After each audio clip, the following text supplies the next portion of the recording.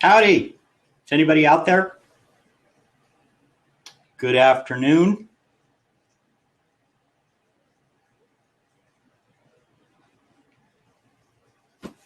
Testing, testing, 1, 2, 3. If you can hear me, if you can see me, would you please confirm that by typing something either into the question box, which should be down below, or into the comment box, which is over on the right side of your screen. I assume that your screen looks much the same as mine. Is anybody out there?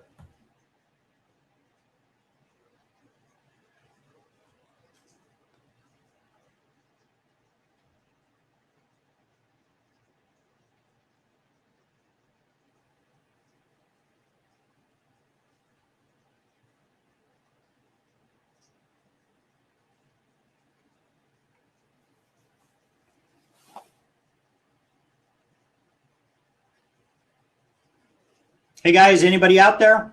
Can anybody see me? Anybody hear me?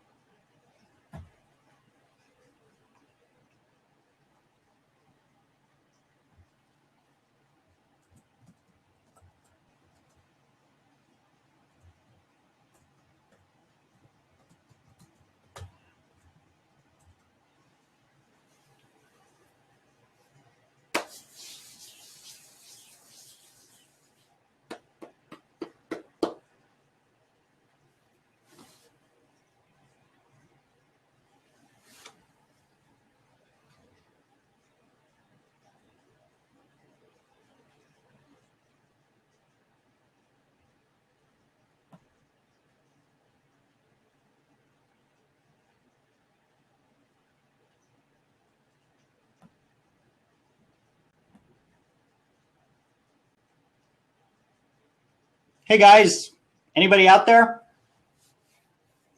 Testing, testing, 1, 2, 3.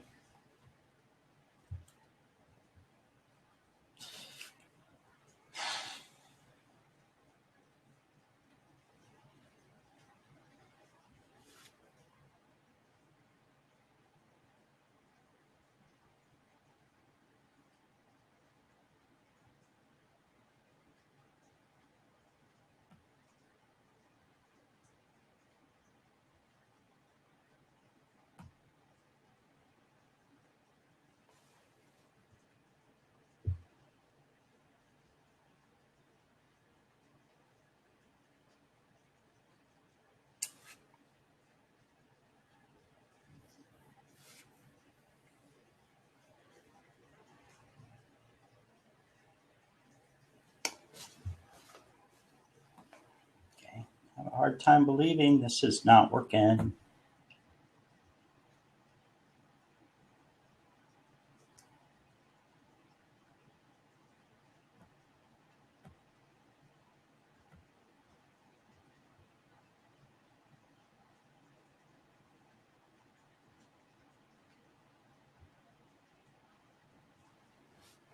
All right. Thank you, Laura. Outstanding. Gotcha. Okay. Hey, Tish. New system. I'm totally confused here. I assume that you guys can hear me and see me okay now.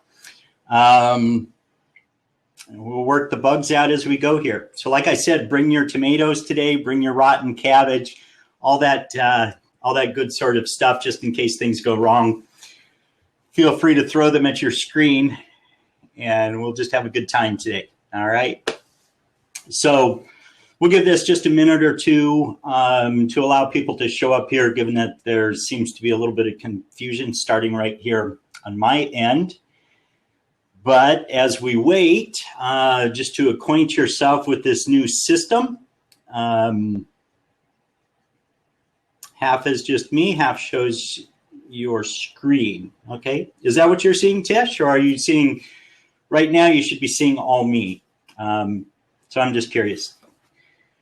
At any rate, over on the right side of your screen, well, that's interesting, Laura. Okay, so Over here on the right side of your screen, you should see a comment section. That's where I'm seeing your comments show up, and it's great to have that. And then down below, this is kind of curious, open questions. I'm not sure if those are questions that I'm supposed to enter into the system or if that's something that you would enter, but at any rate, we probably won't use those functions today, the questions, polls, and offers and whatnot. So let me just go ahead and play with this up here for a moment. Now there's a split screen, and now you should see the full screen, which of course is going into infinity here since we're looking at me. Okay.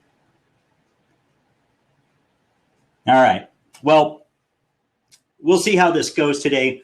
On this subject, you know, I'm often asked about, you name it, whatever it may be, whether it may be webinar systems, email autoresponder systems, whatever I'm trying to think, membership, you know, membership software systems. And it's like nothing is perfect. And I've had people over the years say, why don't you just use GoToWebinar? And I've done at least 60 webinars. I used to be a GoToWebinar subscriber. The big problem with GoToWebinar is, you know, I want to be able to show and share recordings with people.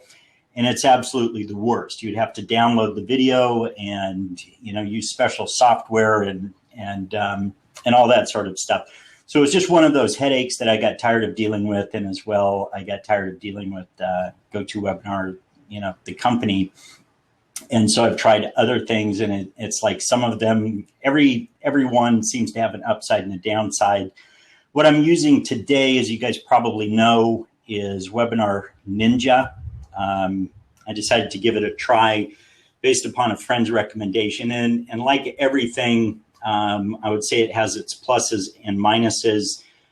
I have heard complaints, and I've heard that they're working on trying to fix, I'm back up here, that they're trying to fix an issue with mobile devices. So if you're on a mobile device, this may not show well as well. Chrome works best for this. So I like it because I can run it out of Chrome. As you guys know, I've been trying to switch as much of my business as possible over to a Chromebook. And so that's nice. That's one of the deficiencies with Meeting Burner is I can't do it on a Chromebook and whatnot. But I think another deficiency with this that I found is the ability or inability to maximize your screen. So we'll see. I don't know if you guys just have something that looks about the size of a YouTube video, and I don't know if it is going to be any larger than that. So right now, you know, with me on screen, that's fine. But we'll see how that plays out once we start looking at printed material on the screen, like the mind maps and that. So that said, guys, 5 minutes after the hour, I think that, you know, let's go ahead and get started here. And I'm going to switch over now into screen share mode. If this is your first time on a webinar, let me just kind of give the disclaimer here. If this is your first time on one of my webinars, I encourage and invite you to ask questions at any point in time. That's fantastic. And I will get to your question at the soonest possible time. And if we don't get to it, we'll get to it at the end. Please do keep your questions pertinent to, you know, the topic that we're covering within the presentation. Then at the end, if you have questions, I'm happy to answer those as well. We will have another Q&A session soon, in the next week or two. So, you know, that's a great time to dig into questions on other subjects. So let me go ahead and see if I can switch over here to screen share. And I will then pop over to, all right. So, and I'm noticing here that for me, I'm seeing the entire screen. The entire screen now is my mind map, so I'm not seeing your comments, but I'll hop back over. And in fact, right now, I'm going to hop back over. If for some reason you are not seeing something that looks like a mind map here that says email processes on it, please go ahead and put that in the comment box, And once we kind of get comfortable with this system, then we'll just go full speed ahead here. Okay, outstanding. All right, so right now you're back to me. Okay, back to the mind map. So a lot of the best things that I think I've put out in recent years have really been addressing problems that I recognize in my own process and my own business. Okay, so the number one way, everybody says the money is in the list, and today we're talking about sending out email and what it is that we should send out to people. Everybody talks about the money being in the list, and for me in my process, I've noticed that it's a real problem. It's a real what's the word that I'm looking for here? Constraint, roadblock, bottleneck in the whole system in sitting down and just having, a format. So normally when I'm writing something, and I'm sure that if you don't have 17 years of experience doing this, that for many of you, this feels totally overwhelming and daunting because I get these questions all the time. But I sit down and it's hit or miss. If I feel inspired, if I feel on, if I feel creative, then great. I write something wonderful. But then there are other times I sit down and I've just got the blank and nothing gets done. Clearly, this is not acceptable. It limits income. And, the number one best way to address this is to have messages in an autoresponder. So things are always going constantly to people. However, I've got lists that people have been on for years, and therefore, they're no longer in autoresponder mode. We need broadcast mode. Okay. So we're really going to cover the whole how to deal with a list, really the 5 mile up view today. We're going to get into as much detail as we possibly can from how it is that you should go about setting up your list, because I think there are some really good things that I have to share. And you'll notice if you get on some of my lists, in some places I'm doing this well, and in other places I need to go back and retrofit these things. So feel free to ask any questions that you may have as we go along. If there's like, hey, why is that important? And we'll cover that. Okay, so let's get started. Number one here is setup. Okay, we need to set up our list. And I won't go into autoresponder systems today. If you do have questions about that, I'm happy to answer those things. But number one up here on our list is to name your subscribers. Now, when I say that, I'm not talking about, hi, John, hi, Laura, hi, Tish. What I'm talking about, and I've noticed over the years, some of the most successful, and when I say that, it's guys like Gary Bencivenga. Gary, I don't believe is any longer active online, but he's a copywriting legend. And after he retired, he set up a site and he created a list, and he sent out these things he called Bencivenga's bullets. Okay. And every message he would start out with something along the lines of Dear Top Gun. Okay. So the name that he gave his subscribers was Top Gun. And the reason that you want to do this is you want people to establish an identity where they feel like they are a part of a group. Okay. As well, that identity, we want it to be a positive one. Okay. So I can think of another example in the past that worked, and we could go into the psychology of why it worked. But if any of you were around and you recall the Rich Jerk, he always started out his messages, Dear Loser. Okay. Now, that's not what I would go for. I think that it worked in his context because, the Rich Jerk. I mean, he created this persona where, this guy is kind of this condescending jerk, and he talks down to everybody. And, you're kind of aspiring, I guess, to become the Rich Jerk yourself. So at any rate, start off by naming your subscribers. All right. As well, let me interject right now. I will be providing you guys with these mind maps and the notes and whatnot. So you don't need to worry about taking notes. Take notes if you want to, but you will have the map. You can print these things out and reference them later. So you don't need to be sitting there scribbling furiously. All right. So that's naming your subscribers, Top Gun. Number 2 is to actually give the list a name.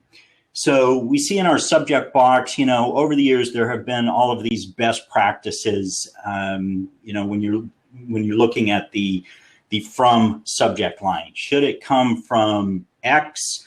Should it come from John Barker? Should it come from Factor X Marketing? Or should it come from Affiliate Black Book?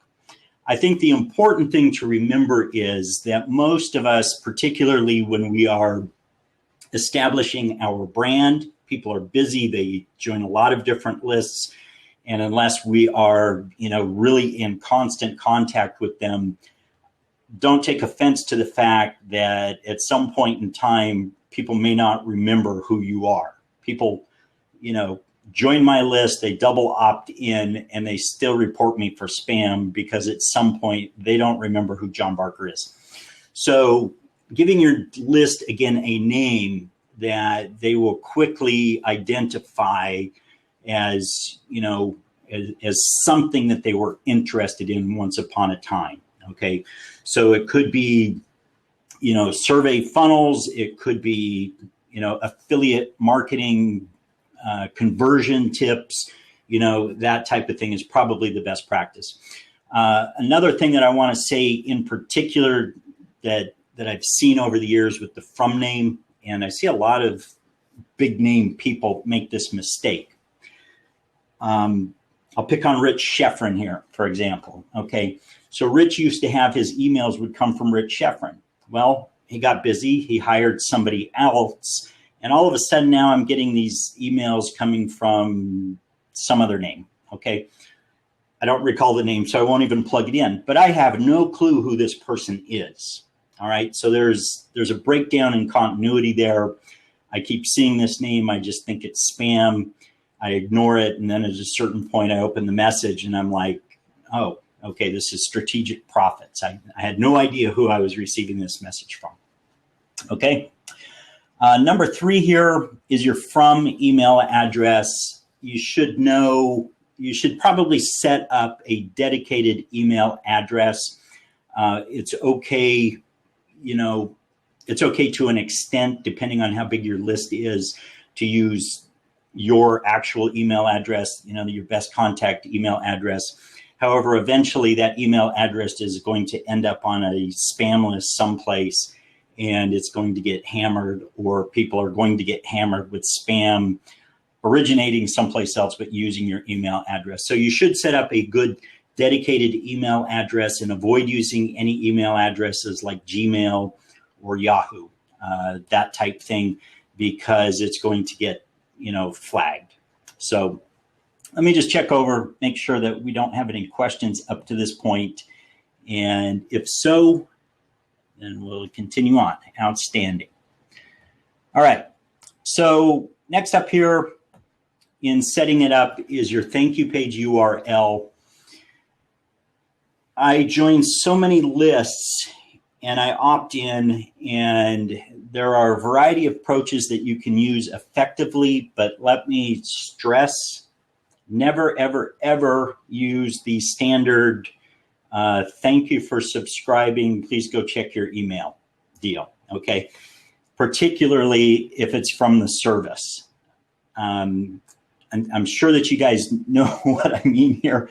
So, you enter your name and your email address, you click submit, and then the next page that you see is this standard message from Aweber, for example, that says just what I stated there. Okay, so you don't want to do that. As well, you don't want to yourself just have a page that says, thank you for joining my list.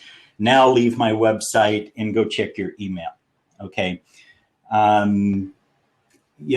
Not unless you're using double opt-in, and we'll talk about that next, the strategy that I use to achieve opt-in, double opt-in rates of 90% and above. But that point in time, you've got people's attention, you've got their full interest. As soon as they leave your website and they go to check their email, you've lost them potentially, because they're going to go to their email inbox and there are going to be 5 new messages from 5 different people, and their spouse wants to know what's for dinner, or little Billy got suspended for school or whatever, and you've lost them. So while you have people on your thank you page URL, immediately escalate the relationship with that person, and get the conversation going, deliver some value. That is really the best point in time, to do that. To that effect, I think that too many people have it in their mind that, we put up an opt-in offer, and then there has to be this process that's going to take 5 days or 10 days or however long in order to kind of warm people up slowly to this point of doing business. All right. And I'd like you to think about your own behaviors. Sometimes this is true, but I find personally, rarely is that true. Very rarely is that true. There are things that I'll take a look at and I'm like, well, that's interesting. And those follow-up messages eventually, it's like, oh yeah, I'm going to go back and take a look at that and I'll buy. But quite often, for me, in my own process, it's kind of like I opt in, I see if you're going to deliver me something good right then and there. And if I'm interested, then I buy. Now, that's not true of everybody. Different people are going to operate in different ways. But, the point here is, don't put off trying to make a sale or, whatever the next step may be for you, whatever your goal may be, to some long process. Now, if you're trying to sell a $1,000, home study course to people, that may not be the time, to send them immediately into that. That may require a little bit more of a process. But the point is here, don't put off to tomorrow what could be accomplished today, because some percentage of those people, and in my experience, about 1/3 of them, are ready to do business right now. Okay. They see something that they like, they're willing to jump in and, take the risk with you, especially if there's a good guarantee. And, so it makes no sense at all to put that off to some other time. All right. And then finally here, the confirmation email. First of all, I don't generally believe in double opt-in. I've got 17 years of email marketing experience. I've had sites shut down because of spam complaints. I've lost, I lost my email account once upon a time, or my whole account actually, with AOL, because my very first experience as an email marketer was going on AOL and looking for everybody on AOL who listed personal development as an interest, and then sending a message to all those people. So, I've been through these processes, and I tell you that, I've made all the mistakes, and I see no difference at all with spam complaints when it's double opt-in versus single opt-in. And so generally, all things being equal, you might as well go with single opt-in, because you're not going to lose people who, for whatever reason, don't confirm their email. All right. Now, that said, you can have a better email list, and that's the point of the double opt-in for me, by using that confirmation email to say, here's this free thing that I promised you. In order to access it, click this confirmation link. Now, when they click the confirmation link, once again, they can be taken to any page that you want to send them to. And that really is the perfect opportunity to then send them to, or send them back to, whatever it is that you promised them. Okay. So that's a secret I discovered many, many years ago with regard to, ensuring that I get a really high confirmation email rate. Okay. No questions? Outstanding. All right. So the very first place that we want to start here now with actually writing our emails. And some of this may, as we get into this, seem a little like, but I'll explain the logic. So the first thing that we want to do here is to identify the job or the jobs that people are trying to accomplish by coming to us. All right. When I teach people how to make money as an affiliate, they want to accomplish making money. They may want to accomplish passive income streams. They may want to accomplish getting out of a day job. They may want to accomplish just making enough money to make a car payment.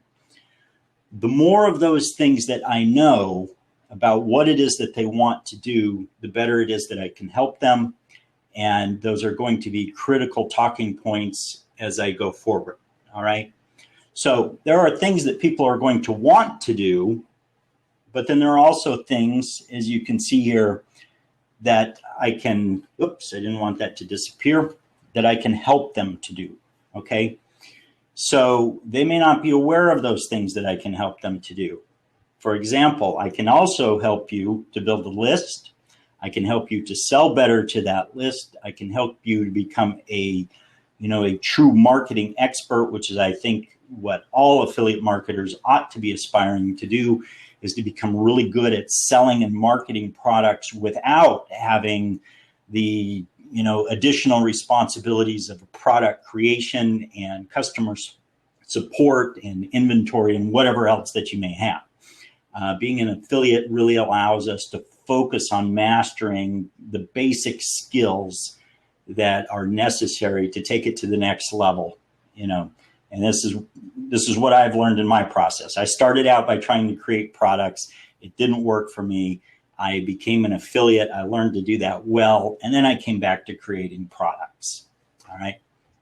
So make a list of the jobs, the things that you're going to help or you can help people to do. All right. And that will give you really kind of your direction that you want to take with people in your list. And then clearly there are going to be things that don't relate. And we've all been on lists where, we might start off by saying, hey, I want to learn, how to become more fit. And then all of a sudden they're sending us, like car repair manual, or whatever. I don't know, something like way out of left field that it has absolutely nothing to do with what we came to them for. Okay. So we've now talked about setup. We've talked about creating a list of jobs. And now we're going to just talk in very general terms. And I want you to keep in mind that this is just general terms. We're going to have two real approaches here. Number one is going to be your initial sequence. This is when people join your list. At any point in time, they're going to join your list and they're going to get a sequence of messages. Should this be every day? Should this be, twice a day? Should it be once a week? Which I don't recommend when people first join your list, to be clear. Should it go on for a year? Okay. If you feel like you can write 365 messages that are going to be useful, entertaining, whatnot, go for it. But, I think probably you and your reader will burn out if that's your approach. So we're just going to start with a simple framework here, and the idea that at the very least for the first 14 days that people are on your list, you're going to have at least daily contact. And at some point in time, I think twice daily contact even is advisable. Yes, you are going to have more people leave your list, but you are also going to see better conversions also. To that effect, people are going to leave your list, and learn to see that as a positive when you're first growing and you've got 100 people on your list and you send out a message and 3 of them leave. That can be rather disheartening. I know. Try to look at it as those people weren't really that interested anyway, and eventually they're just going to cause a problem of some sort. So that's great. Allow them to move on, and that's good. Don't let 1 or 2 or 3 people out of 100 who complain about what you're doing cause you to stop what you're doing when it's working for 97 other people who are not complaining. Okay, if they're not complaining, we can assume that they're at least okay with what's going on, if not happy with what's going on. Okay, so we're going to have three primary initial sequence phases here, and then a 4th phase, which is our ongoing phase. So number 1, days 1 through 4. And again, I want to reiterate, don't put off. It's not like days 1 through 4, what I call the warm-up phase, mean, you've got to go through all of these boring things. This is who I am. This is why you should trust me. All of that sort of stuff. What I find to be more effective, and we see a lot of people out there who do that, this is why you should trust me, and here's why I'm the expert, and why you should listen to me. I think it's much more valuable to go back to that list of jobs, help people do a job, okay? If you help people to do even a very small, very simple job in those first 4 days, each day, even if it's just, here's one question, take 5 minutes, answer this one question, and I guarantee that it's going to help you to do some job. That is really what we're looking for, okay? Demonstrate your value, not by saying, I'm great and wonderful, and look at what all these people are saying, because who cares, really? I mean, there is some care and concern, and there is a place for all of that, but they joined your list because they want to do something. Okay, and that thing that they want to do is not establish trust in you. All right, they want to accomplish something. All right, so that's days 1 through 4. Now, days 5 through 8, we begin to escalate. We begin to push a little bit more. All right, so days 1 through 4, we've demonstrated some value. We've shown that this is what's going on. This is how I can help you. Days 5 through 8, then, that is where we begin using stories of success, our social proof, urging them to go buy now. All right. And this is really a critical phase, because what I have found over the years is that probably 50% of your sales are going to occur between days 1 through 7. And then probably the next big chunk of them is going to occur days 9 through 14. Okay. And once we get past that, you're talking maybe 5% of your sales once you get past day 14 on whatever it is that you're promoting. Doesn't matter, what it is. Okay. So days 5 through 8, we escalate, and then we enter the urgency phase, days 9 through 14. Now, as an affiliate, we often don't have control over what bonuses are included. It's wonderful if you do have bonuses to offer, but you may not. You may not have anything at all that you can do or offer with price. But look for anything at all that you could use as an urgency device. All right. It's very possible that, the product has 5 bonuses that come with it, and whether they buy it today or they buy 60 days or 2 years from now, they're going to get all of those bonuses. But we can use language to our advantage to create a sense of urgency and say something to the effect of, here's this bonus. So number 1, what we want to do during the urgency phase is to focus on bonuses. Okay, here's bonus number 1, and it's amazing. It's the software script. You just, type in the words and it spits out the most amazing sales letter for you. And if you order within the next 72 hours, you're going to get this bonus absolutely free no charge. Okay, so the urgency phase is intended to do just that. We want to create a sense of urgency. We want people to make a decision and move forward, because once we get past 14 days, then people are going to start to tune us out, and we've moved on to other things and you're old news. Okay, so we really need to make things happen. All right.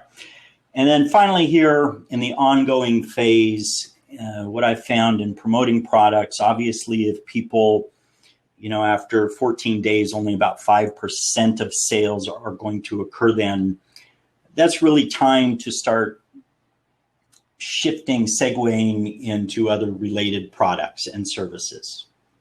Okay. So you may revisit the initial product that they came to every once in a while. You might run an urgency phase every 90 days or so, quarterly.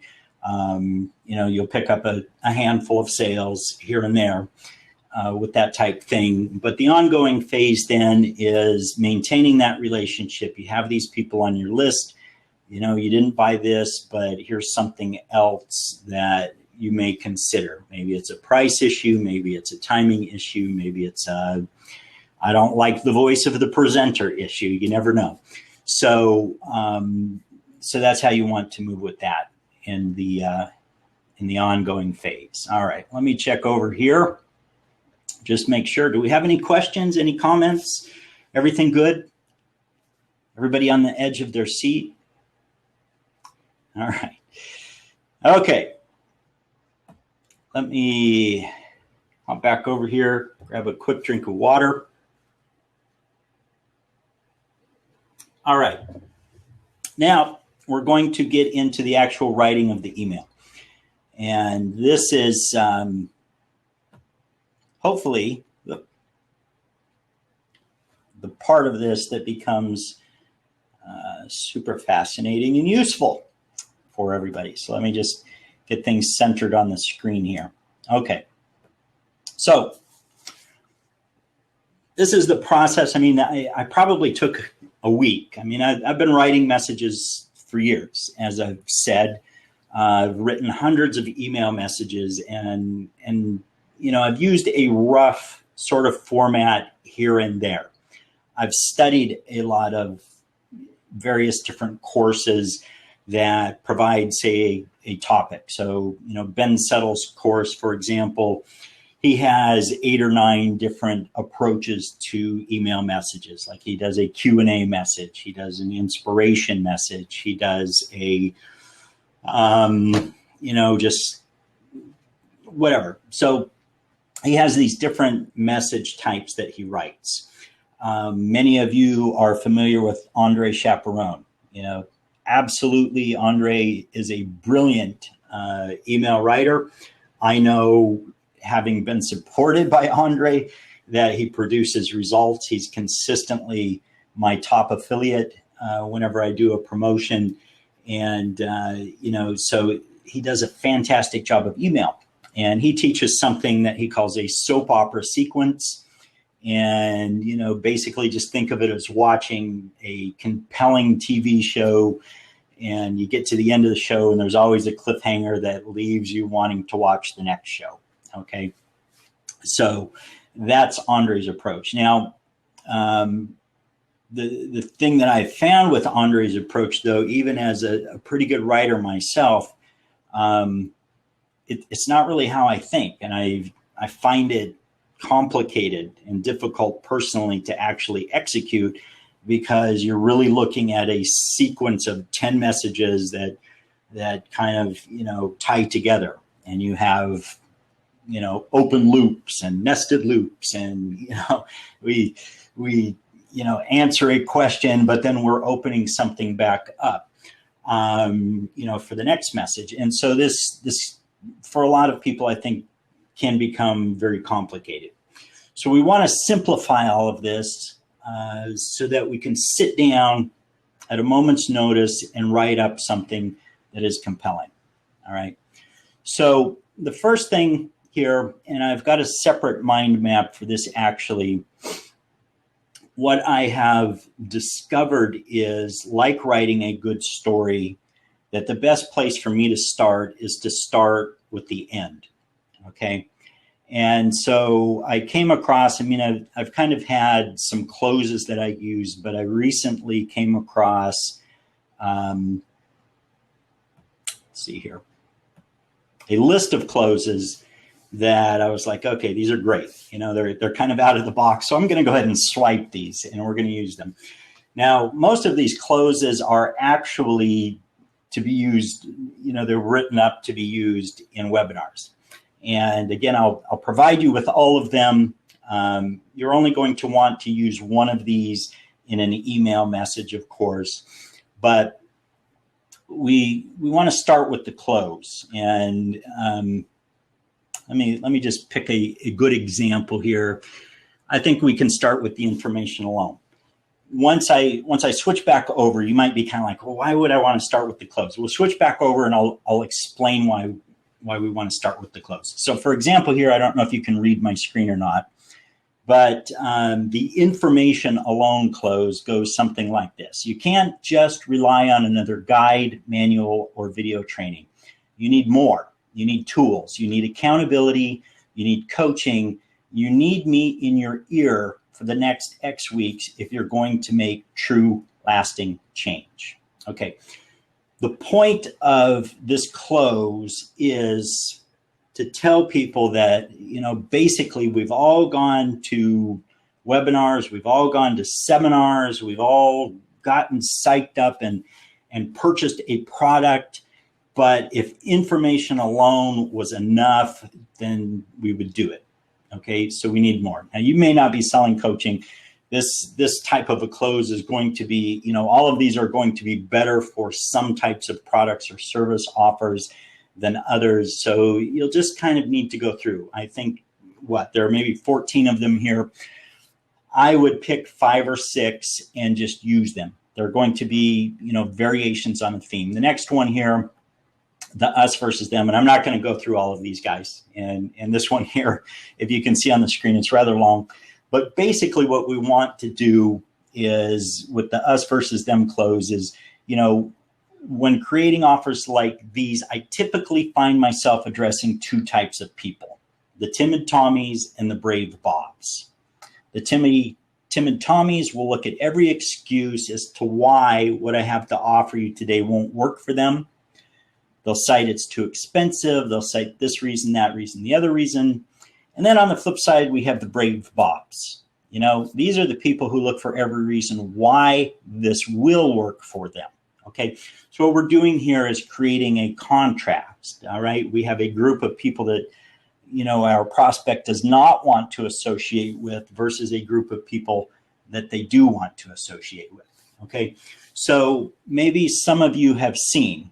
Let's go ahead and hop back over here and let's just use the us versus them, starting with that close. We know that that's going to be our close. The person you want to become versus the person you don't want to become or be seen as, okay? So when we start with that close, then we can come up here and we know the story that we want to open with, okay? And it's going to be a story much like if you've ever seen the classic advertisement for the Wall Street Journal.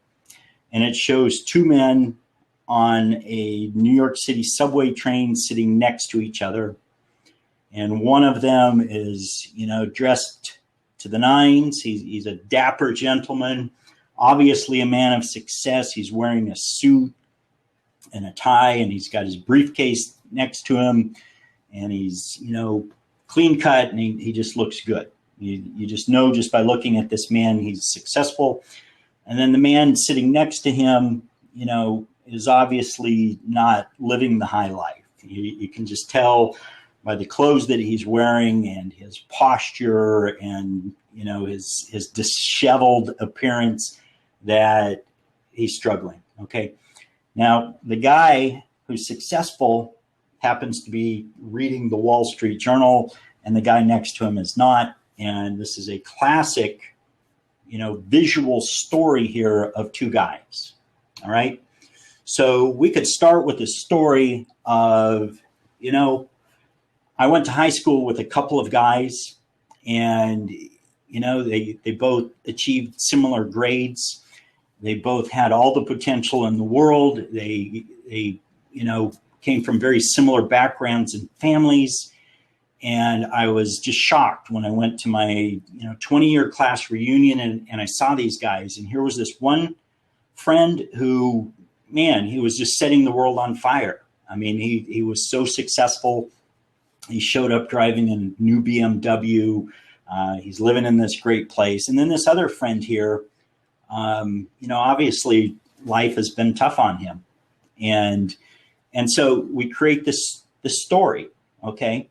We've opened with this story that hooks people in. Now, it's really important with whatever the story is. I think the best stories are, true to our life. And I've written stories like, when I had to kill our rooster, and people still talk about that story. And, if it's something that's unexpected, I think that's the point here. We want stories to be unexpected. If it's predictable, if you're like, well, of course, you're just that kind of a guy who would, do that. It's not nearly as interesting and compelling. It's, we don't want to be like the person who's posting their lunch pictures on Facebook. Okay. That's not compelling. That's not interesting.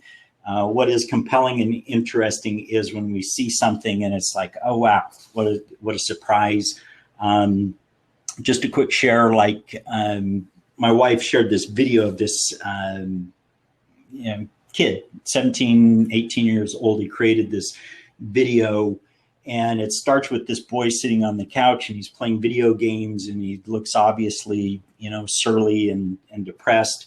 And his mom comes in and she gives him this little puppy, and, the boy just kind of kicks at the puppy. And we notice, that this puppy only has 3 legs. Okay. And then the puppy gets a ball and brings it over to the boy, and the boy just kind of, kicks the ball away, and he's just kind of like, go away. Okay.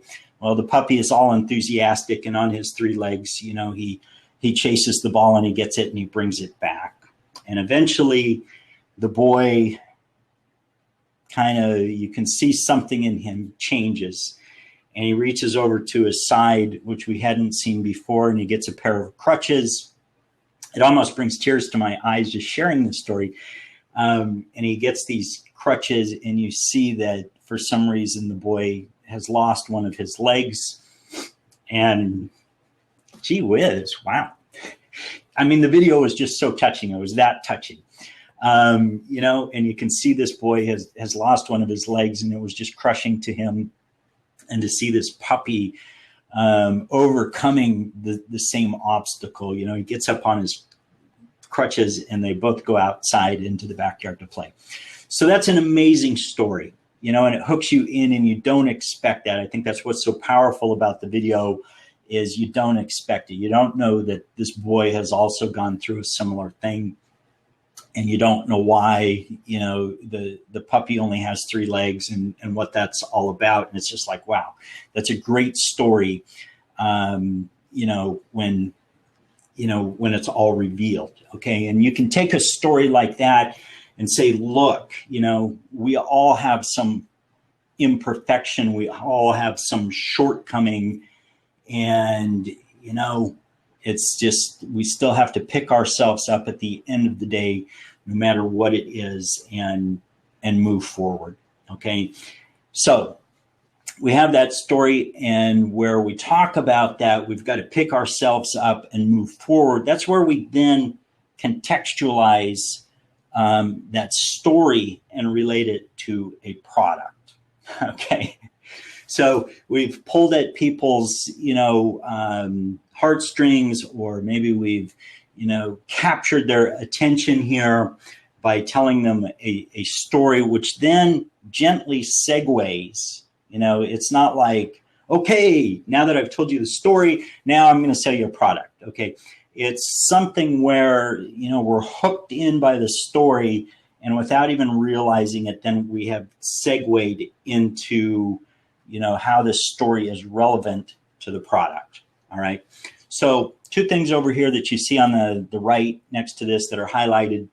Number 1 is reframing. We can take a story and, reframe it. So the boy who had lost his leg saw this as, just a reason to quit and give up. He had resigned to spending the rest of his life on the couch playing video games. All right.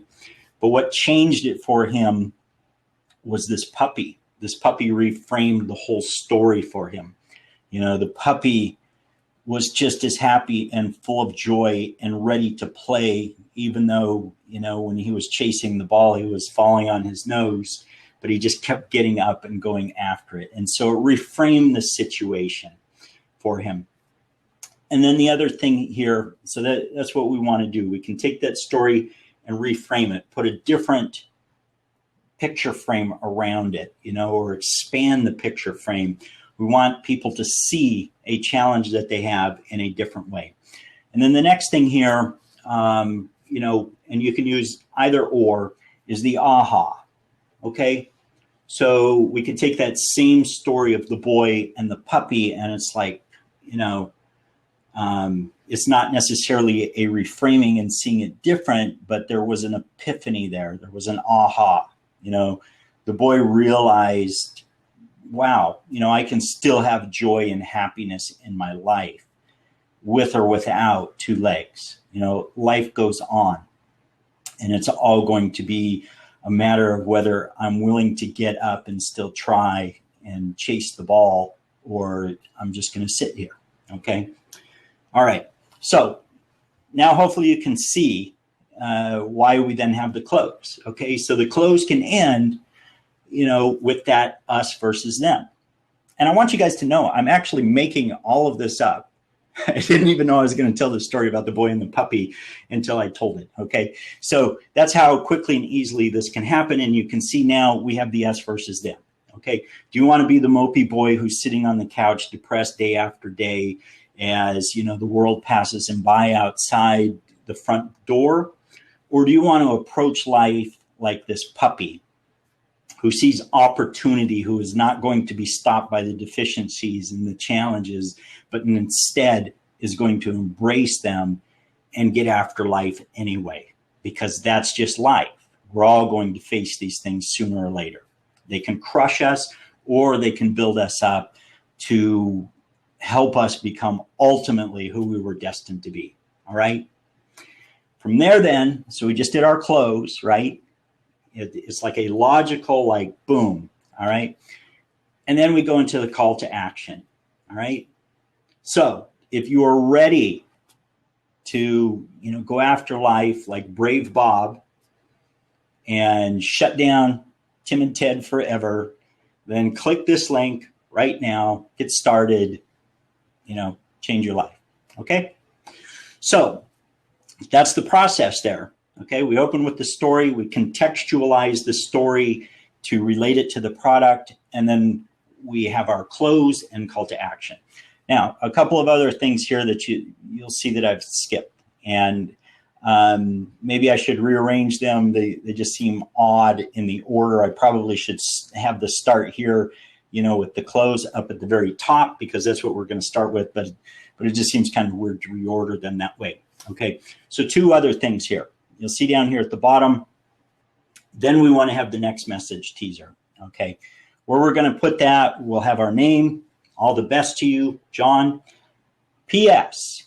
In my next message, I'm going to reveal the whatever. How I do this, the one thing that changed my life, or maybe I'm going to reveal what happened when the boy and the dog went outside. You'll never believe this. Okay. So that's where we create that intrigue that people want. Okay. So it's very similar to what Andre's doing, with his open loop process. However, I think it's a much simpler way to go. P.S., here's what to look forward to in the next message. Now, we don't want to say, P.S. in the next message, I'm going to give you a free download about, how to optimize your site for search engine optimization. Okay. That's just too straightforward and not compelling enough. Instead, what we want to do is watch for my next message where I reveal the process I use to triple my traffic in a month. Okay. So whether they're interested or not, they're going to be interested in more traffic. They may not necessarily be interested in search engine optimization, but I'm going to get them to check out my message just to know like what it is that I'm doing. Okay. And so right now there are all kinds of really great examples of that type thing. A lot of it is kind of, spammy, junky, sleazy, if you will. But if you look at native ads, those are all over the place right now. You scroll down to the bottom of an article and there's something, to the effect of 15 celebrity kids who grew up to be, whatever. Okay. Which range from, terrible to wonderful things. Okay. So there are a lot of those kinds of examples out there. Go ahead and swipe them, and tweak these things, to become teasers to your own effect, because those ads are enormously effective, at least at generating clicks. Probably not selling anything, but generating clicks. Okay. Now, finally, subject lines. I say up here, use subject lines that are directly descriptive. Here and there, you can use subject lines that are gimmicky, that are going to get people to open, kind of like the next message teaser there. But I think after a while, like myself with native ads, I used to click on them, but now I'm like, I'm not clicking on this stuff because I know I'm going to end up on a website that has 35 pop-ups and probably locks up my computer, and who knows what else is happening in the background. Okay. Malware, whatever. No, I'm not going to be suckered into that. And the same thing is true with subject lines. Every once in a while, I will send out a gimmicky subject line, which, whatever, it's just something intended to evoke enough curiosity to get people to open it up. But most of the time, 75% of the time, at least, I would say, put directly descriptive things in your subject line so that people actually know what they're getting into.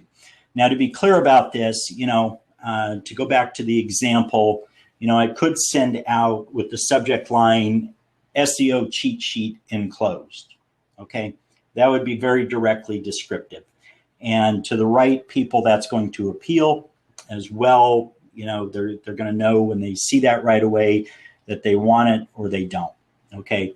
So when we trick people into opening up messages, I think that's where we run into problems with people complaining about spam.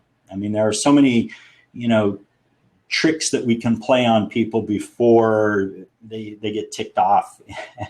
And then we're just a nuisance and a bother to them, wasting their time. Okay. So, we could have SEO cheat enclosed, some of the very best performing subject lines that I send out are just to that effect, free download, PDF, whatever type thing that's kind of a call out that this is what you're going to get. And then it says exactly what they're going to get. We can also use something that is compelling, meaning, revealed my best traffic secret or revealed my secret to tripling traffic. Okay, so I wouldn't call that gimmicky. What I would call gimmicky is where, where you've got something that's more like, you got to think about this. It's not too similar, but we see the subject line all the time now. It worked for a while. The weird truth about, whatever. Okay. And so those gimmicky type things, try to stay away from them. There are some times that I'll use something that is for shock or dramatic effect. about once a year, I send out a message to my lists that says, please unsubscribe. Okay. That always gets people's attention. And, you know, and in actuality, I send that out and I say, look, you know, if you haven't been paying attention and you don't really want to be on my list, please unsubscribe. And that does a couple of things. You know, it kind of shakes things up. And I do that because I want people to recommit to being on the list. You know, in that moment, I'm asking them to make a choice. If you want to be on this list, you know, I want to see that you're engaging with me. And if you don't want to be on this list, now is a great time to go. And surprisingly, not that many people usually leave, but it always gets a lot of opens. And I always see, you know, a good kind of, you know, response, and it re-enlivens the list. So there you have it, guys. We covered a lot here today. I have, as I said, I have, you know, PDF versions of the mind map, the things that I've shared with you today. I will get those posted to the site as soon as I can. I'm going to switch back over here, and you'll see my happy smiling face again. Before I do, I'd like your feedback, what you think about this webinar system today. Were there any problems? Is it clear? Is it nice to see my smiling, happy face? You know, I'd like to, you know, this is just something, I don't have a whole lot invested in this system, so I'm not attached one way or another. But I do realize, listening to webinar meeting burner videos, like every video, I got tired of listening to myself say, hey, can you see me? You know, can you hear me? Like, is the system working? I'm worried, you know, that it's not working. And even though I like that system, there are a lot of things about it that are really great. I'm playing with, you know, some different things here, and just want to mix it up and make this whole experience better for those of you who are attending. Okay. So let's go ahead and hop back over here. And all right. So let's see here. All right. Let's see. Let me scroll on up, and looks like we've had a few things here. Turn my alarm off. Let's see. Tom says, good, Laura, love the stuff on sending the confirmation email to a different URL. Yeah, that's really a simple thing to do, and yet a powerful thing. Laura, you know, you can make a one-time only offer if that's possible, send people to, you know, any variety of things. But I really would encourage you to not think of email as like, oh, I get people on my list, and then tomorrow I actually start communicating and selling, and, you know, it's this process. So that will help a great deal. Tom, I'm going to assume that you're saying that you don't like the system, that the screen is too small. Yeah, I certainly hear that. Tish, I've seen that. It's an awesome video referring to the boy and the dog. Let's see, Tish, if you use the word free in subject line, does it affect deliverability? Generally not, Tish. Most of the email services, I think, you know, I use Aweber, and it certainly does, will give me a spam score rating, and they kind of give you a safe zone. I find that, you know, so the safe zone is like a 1 to 3 rating, I think. And using free in the subject line gives me like a, you know, 0.8 trouble. So if there were other elements in the message combined with that free in the subject line, it may add up to pushing you over. But if the rest of the message is just a relatively normal message, then free is not probably going to be problematic. I mean, you know, it used to be people would put free and then, you know, F period, R period, E period, you know, trying to fool these filters and whatnot. And I think it just kind of makes us look, you know, a little bit silly. And I don't find any issue at all. It tends to generate a really good open rate, and I don't see any real problems with deliverability. Laura, your webinar system seems to work just fine. Yes, it is good to see you on the screen for a bit. Okay, outstanding. If anybody else has a question or a comment, I'm more than happy to field that. I do have to say personally, it's a little bit weird for me to look at my computer and see myself on the screen looking back at myself. And if it seems like I'm looking away, what I'm looking at here are the comments over here on the side. Robert, this is applause for me. Outstanding. Thank you for your presentation and your insights. Outstanding. That's what I always like to hear. It's very helpful to me. Let's go ahead and wrap up here because we are a couple minutes past the hour if there aren't any questions. But one last question. I think I've gotten kind of a mixed feedback maybe on the system itself. The screen being too small, that definitely can be an issue. And I found with the replay that as well, I can't expand that. And I had somebody recently even ask if I could get larger videos available with Meeting Burner, which I was able to do with them. So, I think that's a significant issue. And maybe if I can just find a way to do on-screen video, because as I've watched webinars, it is kind of nice, to not just see like a PowerPoint presentation the whole time. It is nice to actually know that there's a person, attached to the voice in the background. But what I wanted to ask you guys, at any point in time, whether you have this answer now or at another time, it's so helpful to me to know where it is that you're stuck, what it is that you would like more details on with regard to being successful with affiliate marketing. I'm happy to cover any subject. Really with my approach, it's not, affiliate marketing really blurs into internet marketing in general. So if there is some subject, topic, whatever that you would like to have addressed where you feel like, gee, if I could just get over this one thing,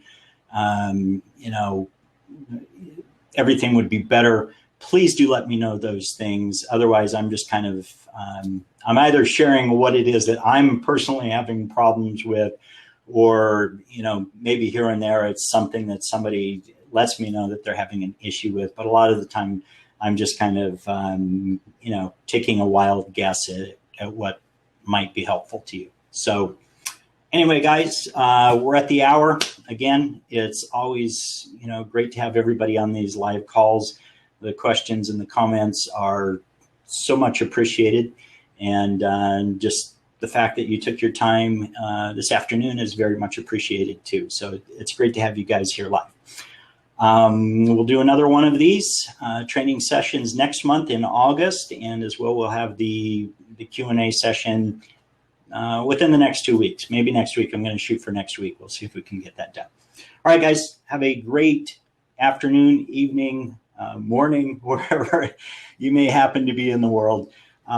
Thank you, and I'll catch you guys soon. Take care. Bye-bye.